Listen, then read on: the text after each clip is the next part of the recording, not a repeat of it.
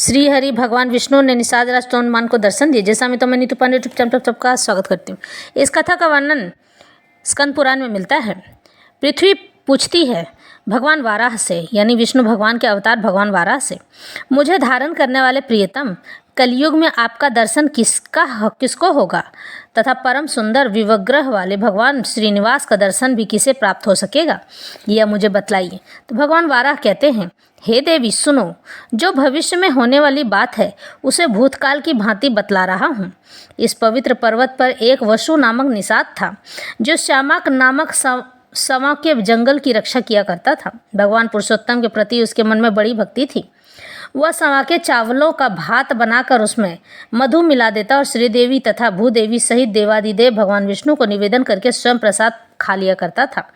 इस प्रकार भक्ति करने वाले उस निषाद की कल्याणमयी भार्या यानी पत्नी चित्रवती ने एक उत्तम पुत्र को जन्म दिया जिसका नाम वीर था। वसु अपने पुत्र तथा पतिव्रता पत्नी के साथ आनंद पूर्वक रहा करता था। एक दिन वह अपने पुत्र को समाके की रक्षा करने का आदेश दे स्वयं पत्नी के साथ मधु की खोज में चला गया। मधु का छाता देखने की इच्छा से वह एक वन में दूसरे वन में घूमता रहा। इधर उसके पुत्र ने सवाके तैयार किए हुए भात को लेकर कुछ अग्नि में डाल दिया और कुछ पीसकर वृक्ष की जड़ में भगवान श्रीपति को भोग लगाया। फिर भगवान का प्रसाद खाकर वीर वहाँ सुख से बैठा रहा। उसके बाद वसु मधु लेकर आया और सवाके चावलों को खाया हुआ देख अपने पुत्र को फटकारने लगा। उसने बड़ी उतावली के साथ वीर को मार डालने के लिए तलवार लेकर हाथ को ऊपर उठाया। उस समय भगवान विष्णु उस वृक्ष पर ही विराजमान थे। उन्होंने वसु की तलवार हाथ से पकड़ ली। तब उसने वृक्ष की ओर देखा। भगवान विष्णु हाथ में शंख चक्र गदा लिए हुए तथा आधा शरीर वृक्ष पर टिकाए खड़े थे।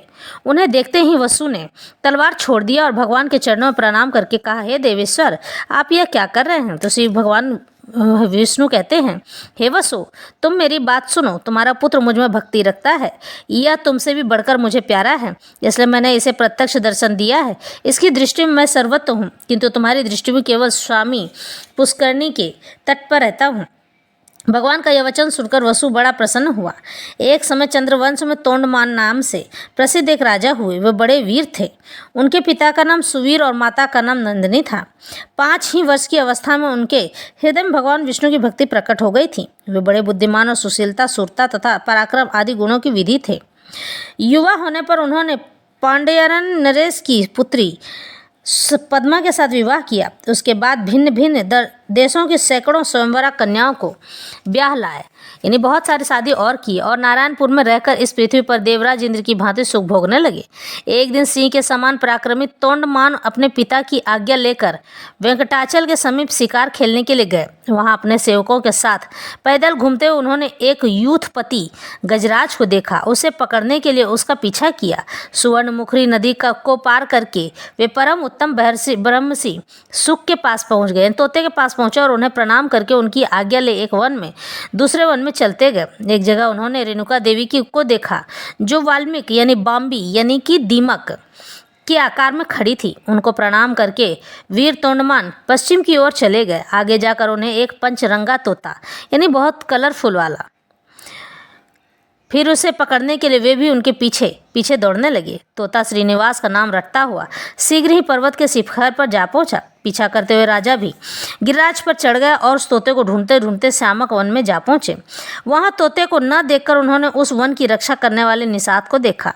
उसने भी राजा को आते देख शीघ्रतापूर्वक आगे आकर उनकी अगवानी की और उन्हें प्रणाम करके विनती भाव से वह दोनों हाथ जोड़कर खड़ा हो गया। तोंडमान ने भी उसका आदर करके उससे पूछा, वनेचर, इधर कोई पचरंगा तोता आया है क्या तुमने उसे देखा है? वह श्रीनिवास की रट लगा रहा था, बताओ वह किधर गया है? वनेचर कहता है, महाराज, वह 5 रंगों वाला सुख भगवान श्रीनिवास को बहुत प्रिय है। उसे श्रीदेवी और भूदेवी ने पाल पोसकर बड़ा किया है। वह सदा भगवान श्रीहरि के पास ही रहता है और स्वामी पुष्करणी के तट पर भगवान के समीप विचरता रहता है। उस सुंदर सुख को कोई भी पकड़ नहीं सकता। राजकुमार, अब मैं भगवान की आराधना के लिए जाऊंगा। जब तक मैं लौट कर ना आऊँ, जब तक आप यहीं वृक्ष के नीचे विश्राम कीजिए। राजा बोले, वनेचर, मैं भी तुम्हारे साथ भगवान जनार्दन का दर्शन करने के लिए चलूंगा। तुम मुझे वेंकटाचल निवासी देवेश्वर का दर्शन कराओ। राजा की बात सुनकर निषाद ने मधु मिश्रित समा का भात आम के पत्ते के दोने में रख लिया और राजा को भी साथ लेकर वह भगवान के समीप गया। वहां राजा सहित विधि पूर्वक स्नान करके निषाद राज ने स्वामी पुष्करणी के तट पर विल्व वृक्ष के नीचे विराजमान भगवान विष्णु का राजा को दर्शन कराया। उसके श्री अंगों की कांति अलसी के फूलों की भांति श्याम थी। कमल दल के समान सुंदर एवं विशाल नेत्र थे। वे 4 भुजाओं से सुशोभित थे। उनके अंग अंग से उदारता प्रकट हो रही थी। मुखार बिंद पर मंद मंद मुस्कान की छटा छा रही थी। उनके अंगों पर दिव्य पीतांबर शोभा पा रहा था। मस्तक पर किरीट और हाथों में कंकन आदि आभूषणों से उनकी शोभा और बढ़ गई थी। भगवान के दोनों पार्श्व में परम सुंदरी देवी और भूदेवी विराजमान रही थी।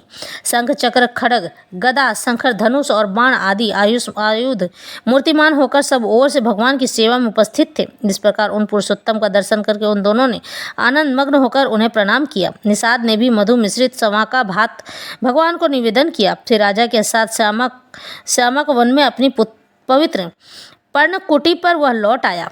राजा एक रात उसकी कुटिया में रहे और सवेरे उठकर अपनी सेना के साथ पुनः नगर की ओर लौटे। फिर देवी के वन में जाकर वे घोड़े से उतरे और चैत्र शुक्ल नवमी को उन्होंने रेणुका देवी का पूजन किया। उनसे पूजित होकर देवी ने प्रसन्न होने वर दिया, राजन तुम्हारा राज्य निष्कंटक होगा, राजधानी तुम्हारे ही नाम से प्रसिद्ध होगी। मेरे समीप तुम दीर्घकाल तक राज्य करोगे और तुम्हारे उस देवादिदेव भगवान विष्णु का कृपा प्रसाद सदा बना रहेगा। इस प्रकार वरदान पाकर राजा पुनः सुखमणि के आश्रम पर गए और उन्हें प्रणाम करके उनके द्वारा सम्मानित हो हर्ष को प्राप्त हुए। फिर उन्होंने मुनि से कहा, महर्षि आप कमल सरोवर का महात्म्य बतलाइए। श्री सुक मुनि ने कहा, राजन यह कमल सरोवर नामक तड़ांग सब पापों का नाश करने वाला है। कीर्तन स्मरण स्नान करने से मनुष्यों को इस पृथ्वी पर लक्ष्मी प्रदान करने वाला होता है। तुम भी इसमें स्नान करके अपने पिता के समीप जाओ। सुक मुनि का यह वचन सुनकर राजकुमार ने कमल सरोवर में स्नान किया और मुनि को प्रणाम करके घोड़े पर सवार हो अपने नगर को प्रस्थान किया। पिता ने तोंडमान को 3 वर्ष के लिए युवराज बनाकर देख लिया कि मेरे पुत्र में प्रजा की प्रसन्न रखने की योग्यता सामर्थ्य है कि नहीं। तब उन्होंने मंत्रियों से सलाह करके विधि पूर्वक पुत्र का राज्याभिषेक किया और उन्हें अपने पद पर स्थापित करके उनकी अनुमति ले राजा सुवीर वन में चले गए। तोंडमान वह विशाल रामराज्य पाकर धर्मपूर्वक राज्य करता रहा। इस तरह से यह कथा संपन्न होती है।